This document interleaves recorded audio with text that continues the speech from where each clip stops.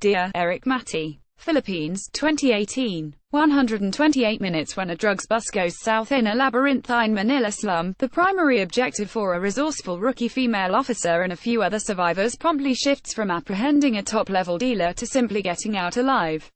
Using this lined premise as the basis for a searing take on President Rodrigo Duterte's merciless war on drugs, Filipino genre pioneer Eric Matty has delivered one of the most blistering action pictures since Mad Max: Fury Road 2015 on a fraction of George Miller's blockbuster budget.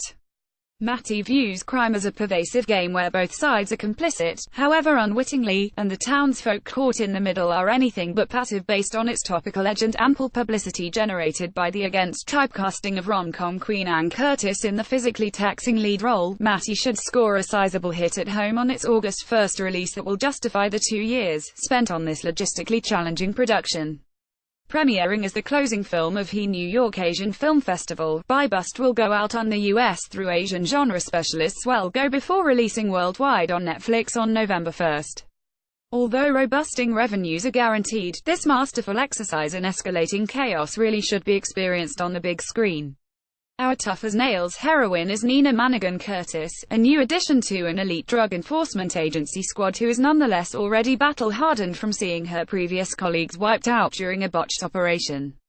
Nina prefers to follow her own instincts rather than the direct orders of recently promoted squad leader Bernie Lax, and Victor Neri, and is also the one member who does not join in with the traditional prayer while en route to a major bust. Almost like a protagonist in a Final Destination installment, she has an uncanny sense that this mission is using cooperating mid-level dealer to ban Alex Calleja to set a trap. The squad is aiming to take down slippery drug lord Biggie Chen Ayo Atadya.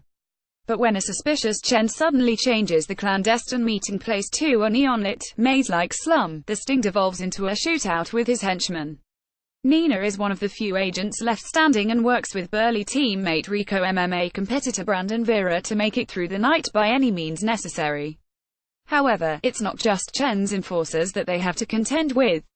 The slum's residents are even more frustrated with law enforcement than they are with the drug dealers because of the number of civilian causalities that have been racked up by large-scale busts.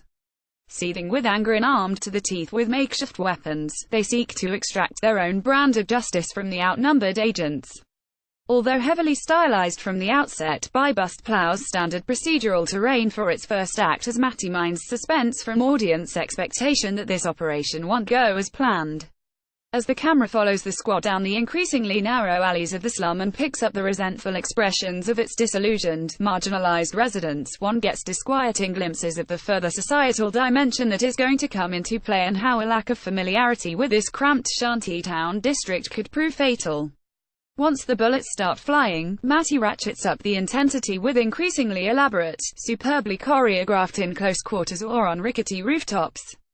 It soon becomes the kind of go-for-broke action film where even a plastic bucket can be weaponized, with the brawls often captured in immersive continuous shots by cinematographer Neil Derrick Bion. Following the likes of The Protector 2005, The Raid 2 2014 or The Villainous 2017, such audacity is threatening to become passé. However, the menacingly realized, borderline apocalyptic urban milieu ensures that the fierce skirmishes in BuyBust are not only sweat-inducing but have pertinent social connotations that transcend the sophisticated mechanics on display. Indeed, as much as BuyBust seems to be engineered for maximum excitement, it's not without the complexities that are typical of Matty's ambitious genre pieces, notably his breakthrough cop thriller On the Job 2013.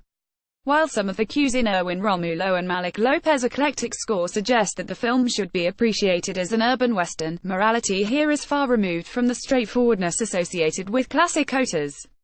Matty views crime as a pervasive game where both sides are complicit, however unwittingly, and the townsfolk caught in the middle are anything but passive.